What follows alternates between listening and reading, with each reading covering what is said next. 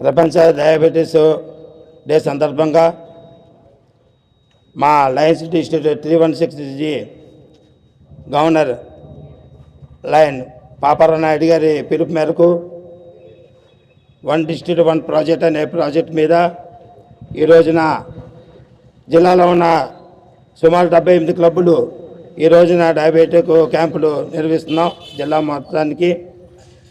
అందులో భాగంగా Bhimavaram Lions Club, Bhimavaram Femina Lions club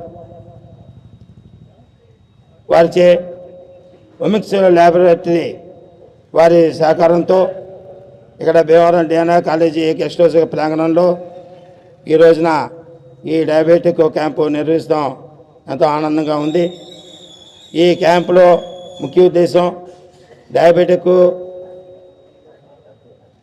అది టెస్ట్ చేస్తాం.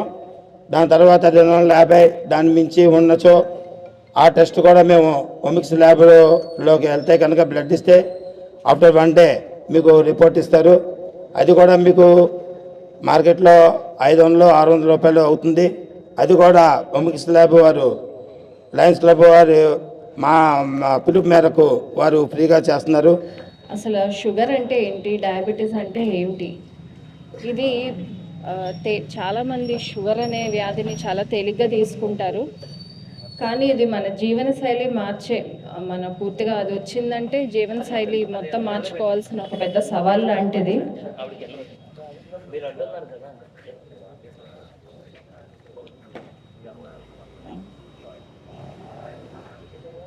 నెల రెగ్యులర్గా షుగర్ చెక్ చేసుకుని కంట్రోల్లో ఉందో లేదో చూసుకోవాలి. ఖచ్చితంగా అది కంట్రోల్లో ఉండాలి.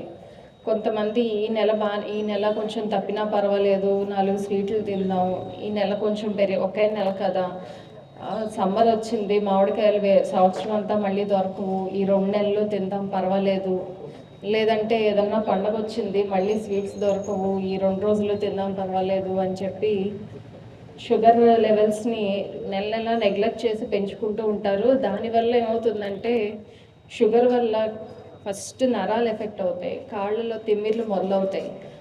దాని తర్వాత దాని నుంచి శరీరంలో తల నుంచి బొటన వేలు వరకు ఏ భాగం అన్నా ఎఫెక్ట్ అవ్వచ్చు షుగర్ వల్ల. సమస్య ఏంటంటే షుగర్ వల్ల ఏదన్నా భాగం ఎఫెక్ట్ అయితే తిరిగి వెనక్కి పూర్తిగా మామూలు అవ్వడం అనేది చాలా కష్టం. ఎందుకంటే ఇది సంవత్సరాల తరబడి షుగర్ వల్ల ఆ భాగం దెబ్బతిని చివరికి మనకి టెస్ట్లో బయటపడుతుంది. కాబట్టి ఇర్రివర్సిబుల్ అనమాట ఆ డ్యామేజ్ అనేది.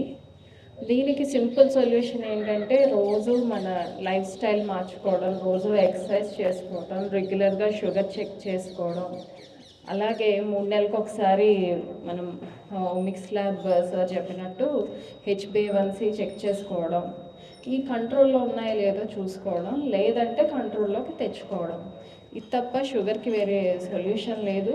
ఈ చిన్న మార్పులతో మనం నార్మల్ షుగర్ లేని వ్యక్తులు ఎలా అయితే జీవనశైలి సాగిస్తారో మనం అలాగే ఏ భయం లేకుండా సాగించగలుగుతాము.